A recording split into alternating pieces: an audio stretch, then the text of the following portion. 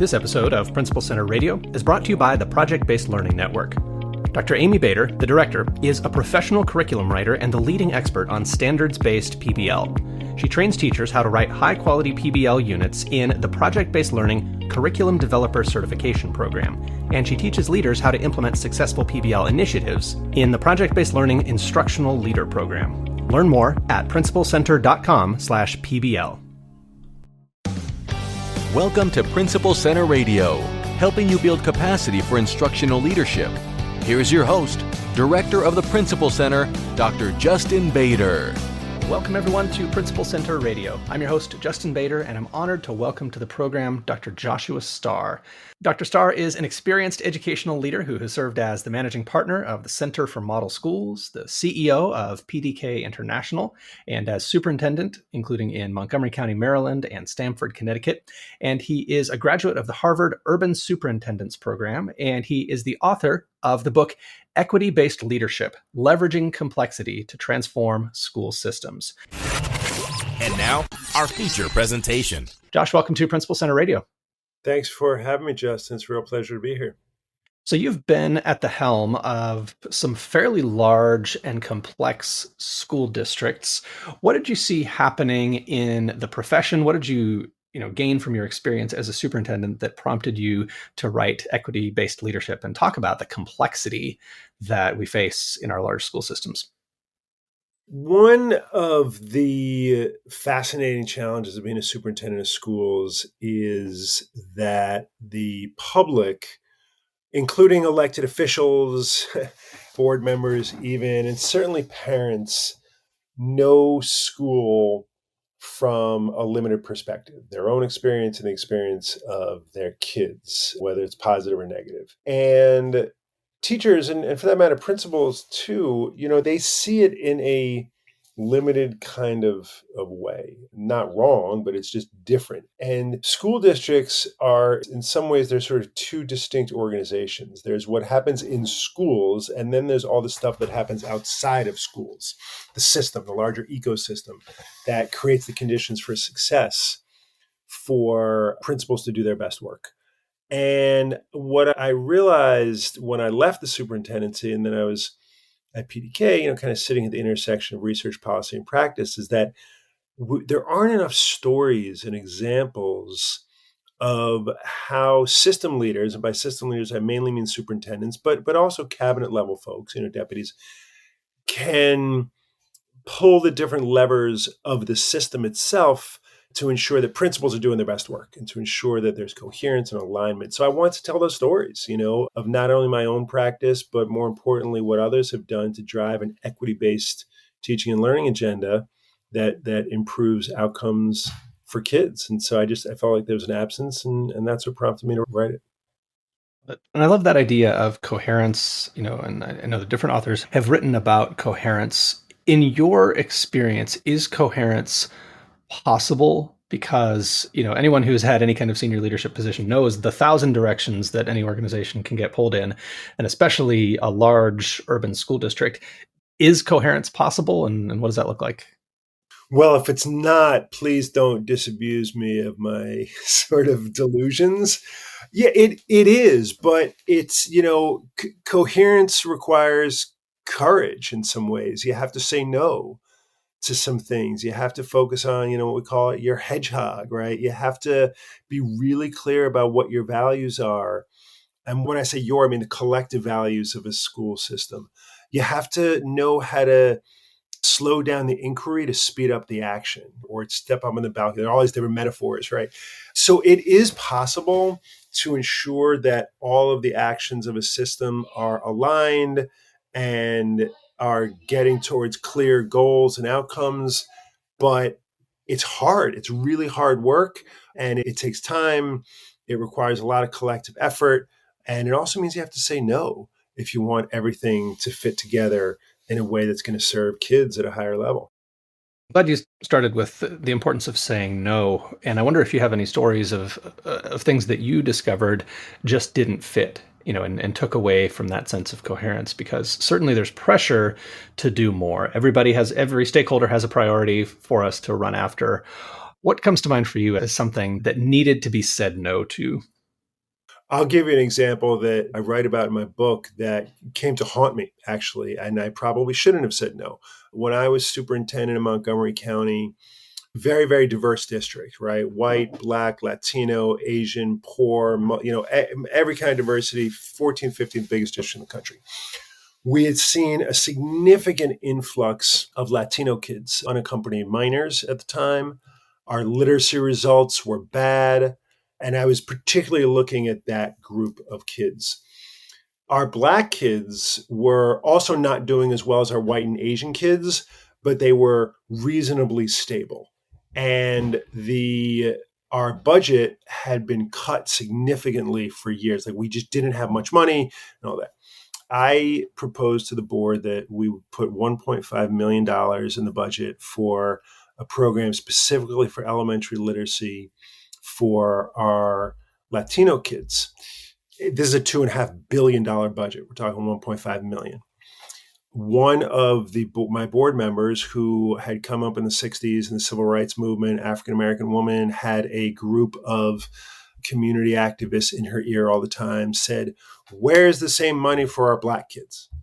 And I said, "Look, it's not that we don't have issues with literacy for Black kids, but I've got an urgent problem with our Latino kids right here that has to be addressed, and I need additional funds. So we have all these other things we're doing for Black kids. I can show you, but I'm not putting in anything more." And I said, no. Came back to bite me, right? So it's an example of where, like, I had to be consistent with what the data was saying. I had to try to focus on what the most urgent need was. I paid a political cost, frankly, by saying no, but I felt it was necessary to be honest about, like, here's what the data is telling me. I'm not going to play the politics around it. And we got to do what we got to do for the kids who have the greatest need right now, where the urgency is. Is that Eisenhower matrix of, like, urgent versus important that leaders need to make decisions. And sometimes it works and sometimes it doesn't. I like telling the examples, Justin, of where things didn't work, because I think it's important that leaders are honest about all the mistakes you make, or different kinds of calculations that can bite you in the butt if you're not careful. Yeah, well, and that's great to hear kind of the real world trade-off there, where, like, it would have been tempting in the moment to say yes, to avoid the controversy, to avoid to respond to the pressure and to relieve that pressure. And in retrospect, perhaps, you would have done that. But at the same time, like, we can never be in a position where we can consistently just say yes to everybody, because people will ask for things we don't have. They'll ask for conflicting things. I discovered that probably within my first week as a principal, that if I just said yes to everybody, I was going to be contradicting myself, in hours or days at most, because schools are constantly under competing pressures from different directions. And the challenge in that, if I may, it's one of the things I write about in my book, is that decision-making processes are essential to good leadership, and transparency and integrity is really important. If you are in a superintendency, you're in a principalship, whatever, and you want everybody to agree with you, you shouldn't be in the seat. It's not going to happen. But people have the right to know how you make a decision, why you're making it, what the process is, what the data are, how you're going to report out on it. And even if they, most people are silent but reasonable. And even if they don't like the decision itself, if they can see, oh yeah, Justin, I get it, he did what he said he was going to do, they're going to have confidence in you and trust you for the most part, even if they don't like the decision you had to make that time.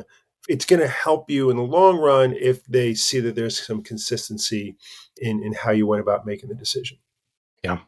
Yeah, because they can at least make sense of it, even if they don't agree with it. They can see how you got there. So you talk about 6 elements or entry points that can help us pursue an equity agenda. Take us into some of those 6 entry points.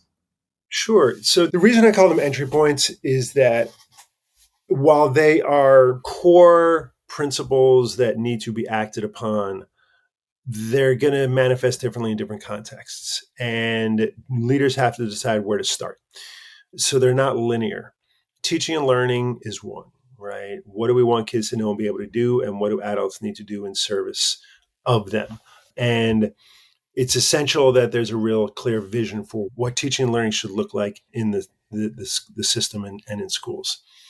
Shared values is another. Do we have collective shared values that are used for our decision-making processes that kind of bind us together as a community. Culture is another. What does it feel like to be a child or an adult or in our schools all the time? How do we want to be with each other as we're doing the hard work of educating our kids? Resource allocation. How do we allocate time, people, and money towards our challenges and our needs? And is it clear? Again, go back to the story I told before about, hey, we have this urgent need for support for our English language learners. I'm putting money towards it, but I'm also putting people towards other urgent issues we have because, people is your biggest resource. And then talent management. I feel like we have not spent enough time focusing on what our people need to do their best work. Or so, I hate the term fidelity of implementation, for example, right? Because it's a way of blaming teachers and blaming principals. We need to be more focused on people, which is 85 to 90% of our budget.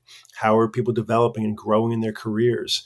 It's not only a recruitment issue, but it's also a retention issue, particularly when it comes to educators of color. So how are we really focused on our people? Because they're the ones who do the work. And what did I miss? Talent management, culture, values, decision-making. Oh, that's the one I mentioned earlier. Decision-making. How do we go about making decisions? Does it have integrity? Is it clear? I always tell people there's only one decision a superintendent gets to make on their own, right? And that's calling a snow day. Every other decision, whether it's state and federal law, whether it's procurement rules, whether it's contractual obligations, board policy, whatever it is, it goes through other people. And folks have the right to know how a decision is being made, where the authority lies, and what they can expect to come from it. So those are the 6. And again, the point of them being entry points is that as you're organizing a transformation agenda, an equity-based transformation agenda, you have to attend to those. But, when I got to Stamford, Connecticut, teaching and learning was the crisis that I had to address first.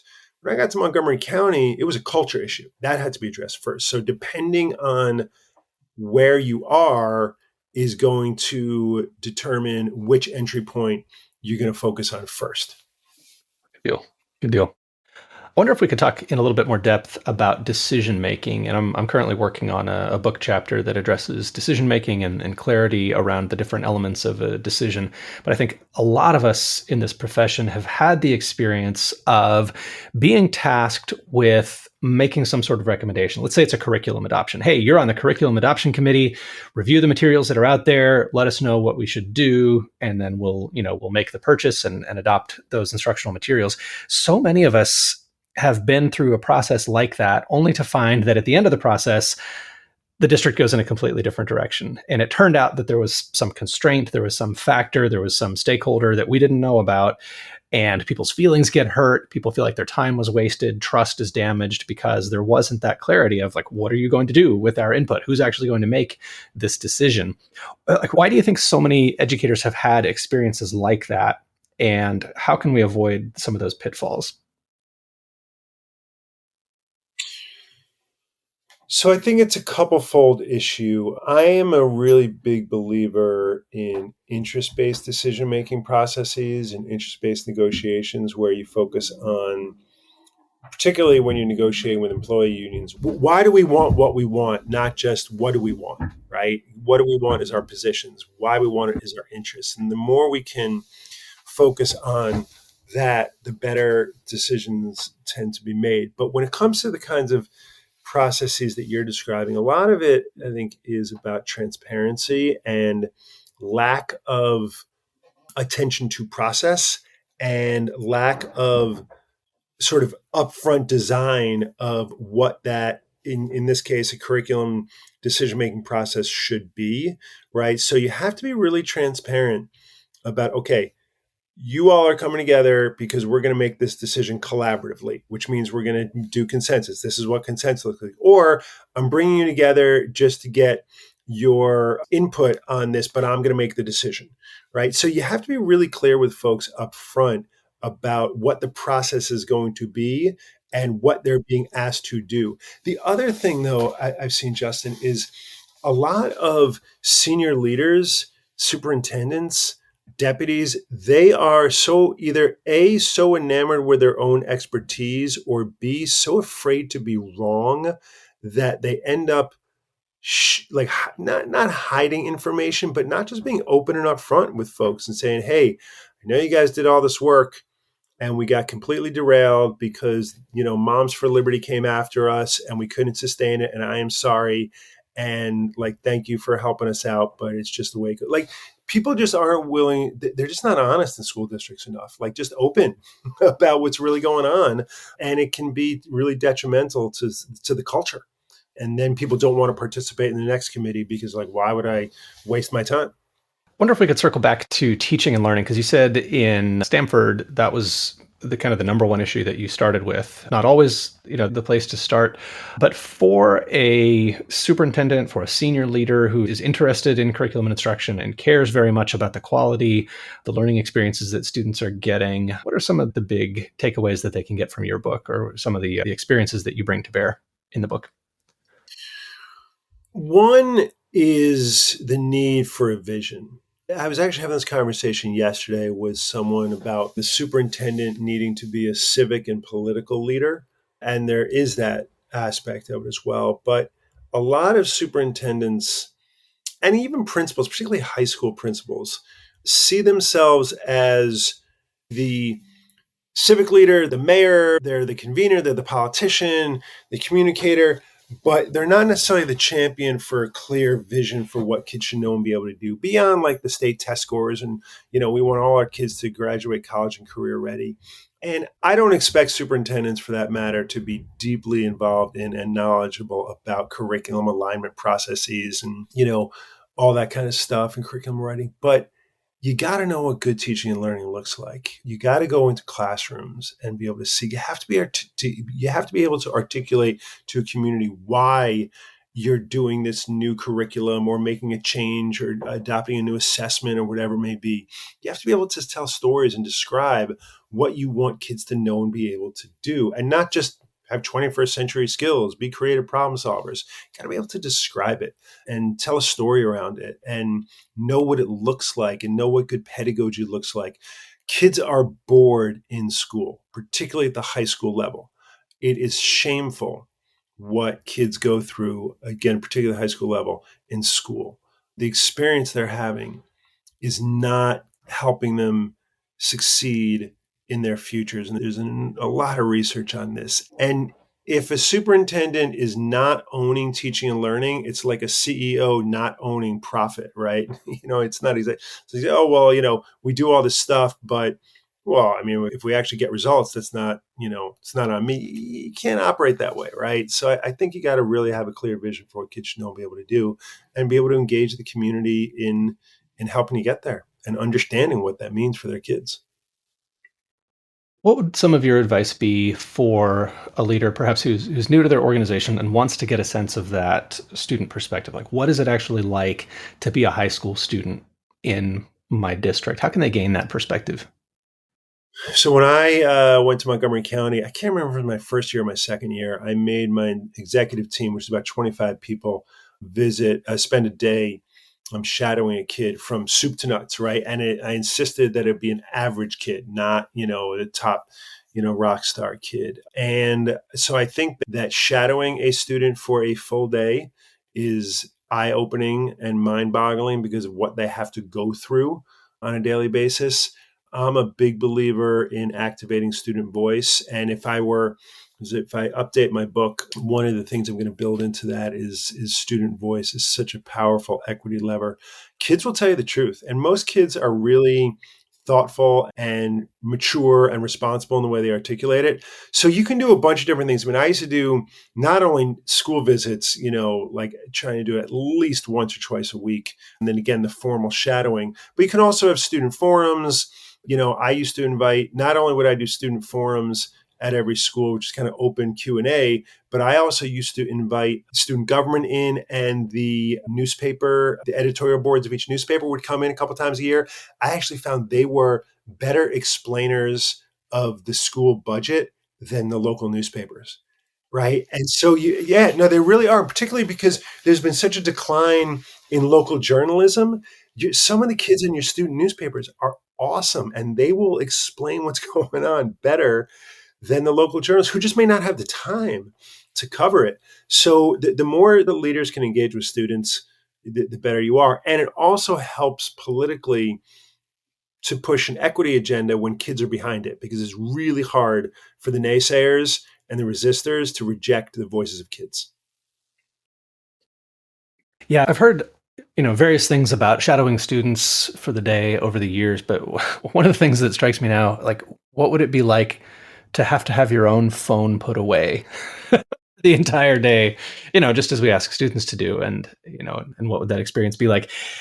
And help me understand what happens next after an experience like that, where you have, a very clear sense of your opportunities for improvement and maybe some frustrations. Wow, this is, not the experience that we want for our students. How do I translate that into an agenda that I can pursue for improvement without it becoming, an exercise in teacher bashing, like, oh, you high school teachers are so boring. Like, that's not where we want to go next. So where do we go next after we gain that insight and hear from students firsthand what they need? I love that question. And the reason I love that question is because it speaks to the larger issue that we have in school districts oftentimes, which is about the sort of propensity to listen to the loudest or last voice. And, I would oftentimes talk about that with board members. I would say, okay, you're telling me this, but like, is this one person who's complaining, or is this 100, or is it 1,000? And it's the same with kids.